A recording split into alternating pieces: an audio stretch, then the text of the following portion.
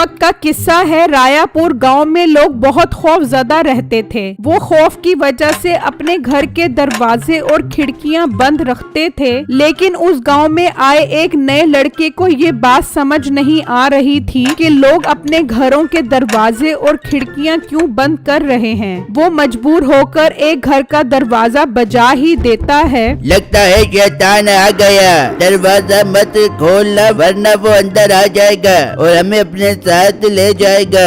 मैं पागल हूँ जो दरवाजा खोलूं, मैं नहीं खोलूंगी। लेकिन वो लड़का मुसलसल दरवाजा बजाता ही रहता है। एक काम करते हैं, दरवाजा खोल ही देते हैं। शैतान होता तो अब तक अंदर आ चुका होता।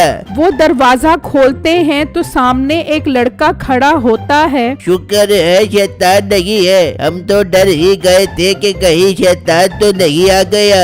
भाई ये शैतान कौन है और आप सब गांव वालों ने घरों के दरवाजे और खिड़कियां क्यों बंद किए हुए हैं? लगता है तुम इस गांव में नए आए हो। अगर तुम्हें उस शैतान का नहीं पता तो हम तुम्हें बताते हैं। वो एक आदमखोर है। जब भी उसका दिल करता है वो किसी न किसी को बहका कर अपने साथ ले जाता है और उसका दिल, कलेजी, गुर्दा, फेफड़ा खा जाता है। अरे भाई ये आप क्या कह रहे हो? मुझे तो सुनकर बहुत डर लग रहा है कि कहीं वो शैतान ना आ जाए और मुझे अपने साथ ना ले जाए। भाई जाओ जाओ अपने घर जाओ और दरवाजे खिड़कियां बंद कर दो, ऐसा न हो वो शैतान आ जाए। बिट्टू ये सुनकर वहाँ से चला जाता है और घर आकर अपनी बीवी को बताता है, जिसे सुनकर वो भी डर जाती है। अरे अरे ये आप मुझे किस गांव में ले आए हो? ये तो शैतानी गांव है, मुझे नहीं रहना यहाँ पर। बेगम ये तुम कैसी बातें कर रही हो?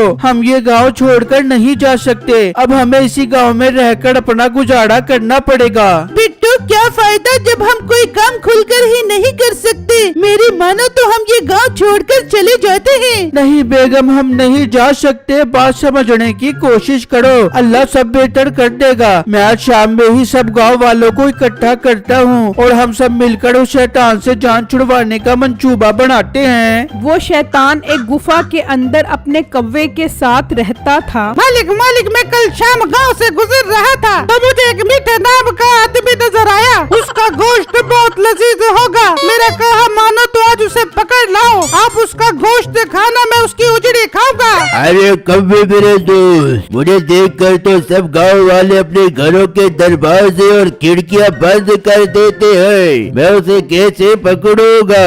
अरे मालिक मैं आपको तरीका बताता हूँ, आप उसके दोस्त का रूप बदल लो, उसे शक भी नहीं होगा और जैसे वो बाहर आए उसे उठा कर ले आना। अरे वाह मेरे कौवे, क्या कमाल का आइडिया दिया है तूने, मैं ऐसा ही करता हूँ। फिर वो शैतान उसके दोस्त का रूप बदल लेता है और मीठे के घर पहुंच जाता है। मीठा डरा और सहमा अपनी बीवी के साथ बैठा होता है। अरे मीठे बाहर आ, तुझसे एक जरूरी बात करनी है। ये कम्मू पागल तो नहीं हो गया जो इस टाइम यहाँ आ गया है? शैतान आ गया और इसे पकड़ लिया तो इसकी सारी आवारा गर्दी इसके गांठे फिट हो जाएगी। अरे मीठे वो इस टाइम आया हो बेगा, तो कोई जरूरी बात करनी हो बेगी उसने, तू जाकर सुन ले।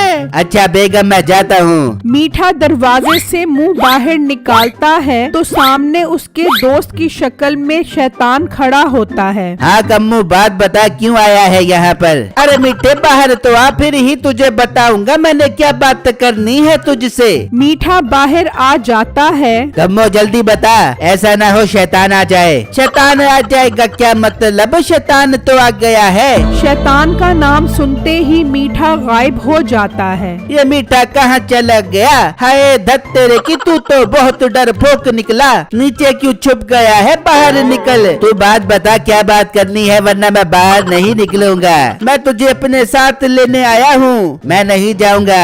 कैसे नहीं जाएगा? तेरे तो अच्छे भी जाएंगे। फिर वो शैतान अपने रूप में आ जाता है और मीठे को लेकर वहाँ से गायब हो जाता है। हाय ये तो कम्मू की शक्ल में शैतान था। हाय शैतान मेरे मिट्टी को उठा के ले गया, मैं मर गई। मैं भी जाके गांव वाले को बताती हूँ। नसीबो घर से निकल के गांव वालों के पास जाती है तो बिट्टू पूरे गांव वालों को इकट्ठा करके खड़ा होता है। हाय मैं लुट गई, शैतान मेरे मिट्टी को उठा के ले गया। ये तुम क्या कह रहे हो?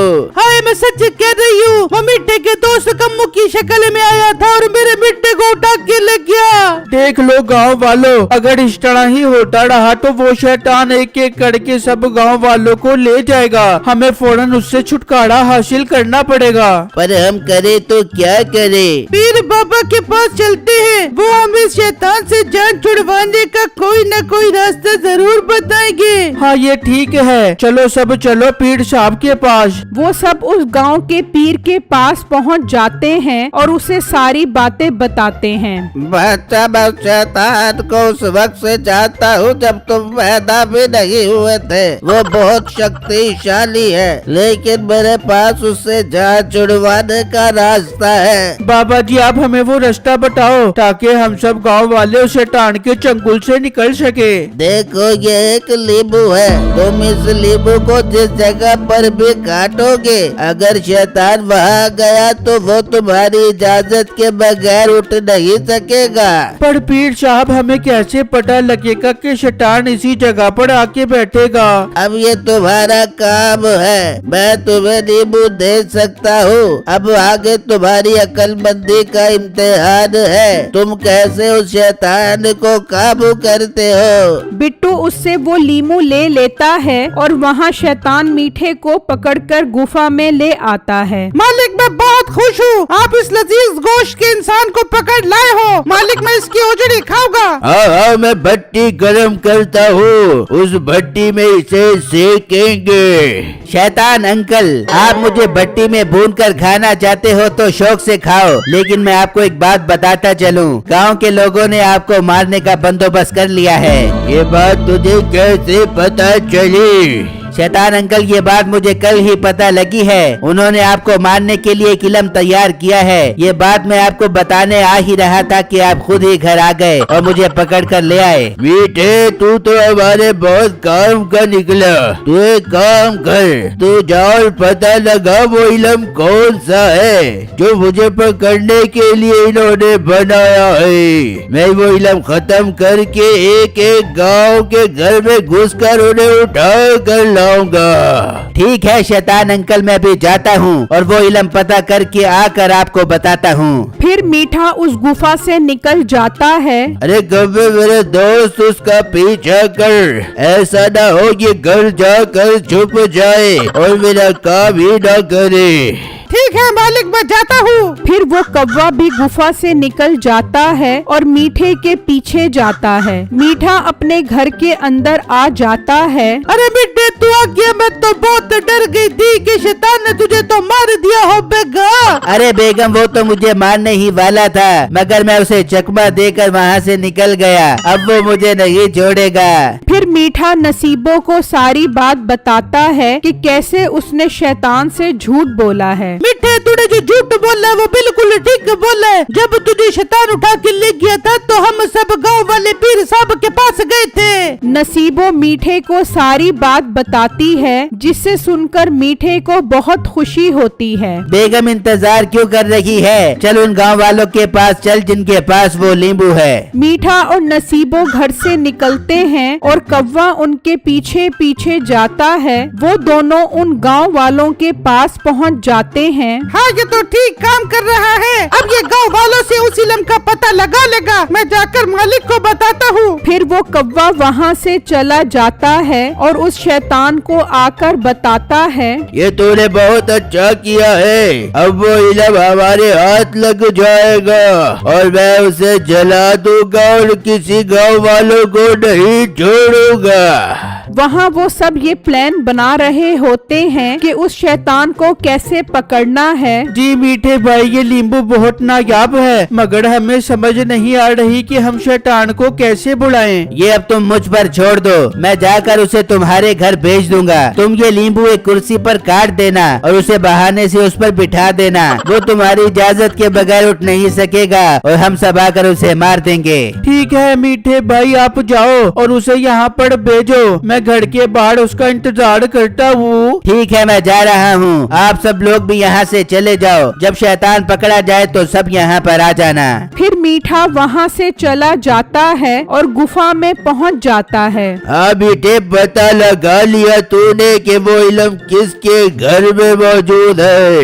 जी शैतान अंकल, मैंने पता लगा लिया है। वो इल्म गांव के एक मोटे बिट्टू के घर में है। आप बस किसी तरह उस घर के अंदर चले जाना और वो इल्म जला देना। वाह बेटे, दिल खुश कर दिया तूने। अब मैं भेष बदल कर उसके घर जाऊंगा। वो शैतान एक औरत के रूप में आ जाता है और वहाँ से चला जाता है। हाय, मैं मर गया। इसने तो भेष ही बदल लिया है। अब उसे कैसे पता चलेगा कि ये शैतान है? वहाँ बिट्टू एक कुर्सी पर वो लीमू काट लेता है और उस शैतान के आने का इंतजार करने लग जाता है। तभी वो शैतान एक औरत के रूप में वहाँ आ जाता है। माँ जी, आप कौन हो और यहाँ क्या करने आई हो? अपने घर चली जाओ वरना शैतान आपको उठाकर ले जाएगा। अरे बेटा, मैं शैतान से बचकर ही तो तुम्हारे पास आई हूँ। मुझे अपने घर के अंदर ले चलो, मैं तुम्हारे घर में बना ले लूंगी। वो बात कर रहे होते हैं कि अचानक बिट्टू की नजर उसके पाँव पर पड़ जाती है। ओहो, ये तो शैतान है जो इस बूढ़ी औरत के रूप में यहाँ आया हुआ है। क्या हुआ बेटा, सोच क्या रहे हो? मुझे अंदर ले चलो। माँ जी, आप एक काम करें, आप इस कुर्सी पर बैठ जाएं। मैं अंदर जाकर अपने अब्बू को दूसरे कमरे में भेजता हूँ। मेरे अब्बू बहुत आशिक मिजाज हैं। ये ना हो वो आपको देखकर आप पर लट्टू हो जाएं। अरे बेटा, मैं बहुत मगरूर लाला हूँ, किसी के हाथ नहीं आने वाली। पर फिर भी आप इस कुर्सी पर बैठ जाओ, हम लोग पर्दे का बहुत ख्याल करते हैं। फिर वो औरत उस कुर्सी पर बैठ जाती है। चल कव्वे, अब तक तो शैतान अंकल ने वो इल्म हासिल कर लिया होगा। चल उसके पास चल। फिर वो दोनों गुफा से निकल जाते हैं और नसीबो घर से निकल जाती है और वो सब वहाँ पहुँच जाते हैं। चलो माँ जी, अंदर चलो। अरे बेटा, मैं तो इस कुर्सी से उठ ही नहीं पा रही। ये तूने क्या लगा दिया है इस कुर्सी पर? इस कुर्सी पर लींबू की शिकंजी लगी हुई है। अब तो यहाँ से उठकर दिखा। तभी वो शैतान अपनी असल शक्ल में आ जाता है। बेटे, ये तूने मेरे साथ धोखा किया है। मैं तुझे नहीं छोड़ूंगा। तू मुझे नहीं छोड़ेगा तब जब तू इस कुर्सी से उठेगा। अब हम तेरा वो हाल करेंगे कि तू याद करेगा। फिर वो सब उसे पत्थर मारते हैं। हाय, मेरे शैतान मालिक रजिया आंटी बनकर यहाँ आए थे और रजिया गुंडों में फंस गई। मैं तो अपनी जान बचाकर निकलता हूँ। और वो कौवा वहाँ से भाग जाता है और वो सब उसे पत्थर मार मार के जान से मार देते हैं।